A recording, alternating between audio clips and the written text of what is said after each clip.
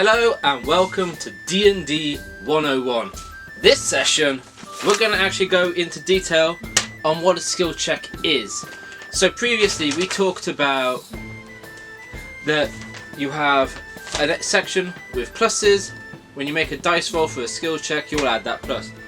But there is a long list of skill checks, and when would you ever use them? Well, let's find out. Starting off at the top of your list, which is always in alphabetical order no matter what character sheet you're looking at, we have acrobatics. Acrobatics is a dexterity based skill check. What do I mean by that? Well, it uses your dex modifier to work out the value. Why is it dex based? Well, acrobatics is when you're doing things like somersaults, cartwheels, a dodge. So that's all requiring your dexterity. Next up, animal handling, which is a wisdom. It uses wisdom because it's about the knowledge that you have gained and your understandings. The simple gist with animal handling is your ability to work with animals, lure them over to you, give them attention, have them potentially help you out, like being able to just turn a deer into a steed temporarily, that kind of stuff. Arcana, which uses your intelligence, is your magic based. It's about having any kind of knowledge about the hidden laws of magic, be it demonic magic, celestial magic, nature, and all kinds of other magics. It all hides in Arcana. You then have athletics, which is strength based. So unlike your acrobatics, which is about your ability to do somersaults, your athletics is things like, can I kick in this door? Can I lift this object? Can I sprint some distance and jump a gap? That's your athletics. Deception is pretty much a straightforward one. It's as it says on the tin, but it requires your charisma.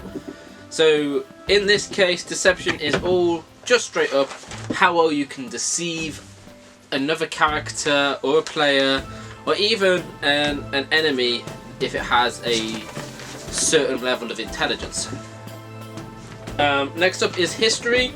History is also an intelligence based. This is just simply your historical knowledge of various areas. For example, I'm playing in one of my games a sorcerer whose background is archaeology. So because of her archaeology, she has the ability to go to temples and have an idea of what they are, through her historical research, have an understanding if it's going to have traps, other hidden parts. Insight, which is wisdom based, is simply your gut feeling. So you would use that to go, is this person lying to me? Do I think this person is lying to me? Do I think they're being honest with what they're talking about? Do I trust that their purpose is what they're saying it is? All these kind of things. It's all essentially against being deceived or persuaded. Intimidation, which is also charisma, but a different kind of charisma. So you've obviously got the charisma of happy-go-lucky, but you've also got the charisma of I can go scary on you. Kind of like a Batman style charisma. Thank you. So yes, as I said, intimidation is just simply how well you can intimidate somebody to do something for you or supply information. It's great for an interrogation, for example. Investigation, which again uses your intelligence. This is basically, you're in let's say a crime scene, there's some bodies, there's other bits. You can use your investigation to look around, find objects, discover secrets. Medicine, which is wisdom. Let's say a player of yours has got poisoned. Medicine can be used to work out what kind of poisoning and how you can cure it. It can be used for stabilizing a player. Basically anything that's a medical task. However, you cannot use the medicine skill check for healing a player. You need to use healing potions or other ways of healing through spellcasting. Nature, which is an intelligence-based check, is your understanding of nature. Like, is that mushroom going to be poisonous or safe to eat? How well can I find some berries? Do I know where they would be in this forest? That kind of basic stuff. It's also an understanding of what animals would be in this area. Perception, which is wisdom based, is how well you can perceive things. So perception is very important in D&D because as you're walking down the street you could be being followed.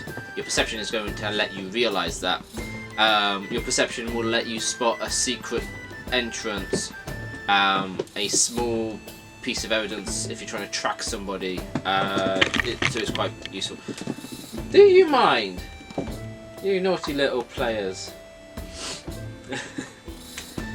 Performance, which is a charisma check, is straight up, if you're a bard, it's how well are you playing the music to entertain, how well are you acting. It's all an entertainment part. This can be quite useful. Let's say you want to get some information out of people. You could put on a performance which could make them be more inclined to want to talk to you and support you, and then you might get information or you might get help. For example, in Waterdeep, Durnan the barkeep, if you go there and you put on a performance on his stage for him, he's very likely to give you some free drinks, which in his case he can actually brew up a drink that can give you temporary hit points. So he can be quite a useful character.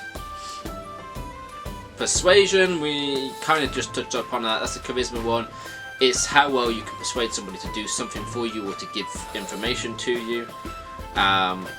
Or in the case of, say, a city watch, if you can persuade them to let you go. Religion, which is intelligence based, is your knowledge of different religions, their ceremonies, things to do. For example, you might find yourself in a clearing and you might realise that this could be a druid temple of sorts, and if you put on the right ritual it might open up a door to a secret passageway. Sleight of hand is a dexterity based piece. You probably all know sleight of hand tricks by now. You know, it's like in a card game, can I just quickly slide in a fake card to make my hand better? Can I cheat? Can I pickpocket somebody? They're all these little tricks. It can also be as simple as I'm trying to put a truth serum in somebody's drink so they all tell me information.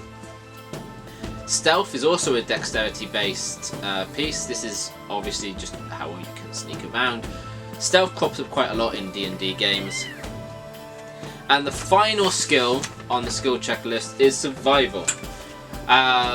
Survival is wisdom based, and in this case it is pretty much how well you can survive in the wild. When you're in a town you're not going to really ever need survival as a check. However, when you're out in forests, when you're out in jungles, you're going to need survival. Survival will allow you to have the ability of building campfires, finding food, knowing how to set the traps to hunt. It's all about surviving. So it's a pretty good one. It's also good for tracking. If you're ever having to track somebody, you want the survival skill, that's where it's going to be used. So that's a quick rundown of the skill checks. Thank you all for watching. Hit that like button if you quite enjoyed it. Comment below on what else you would like to see in this series. And until next time, keep it geeky.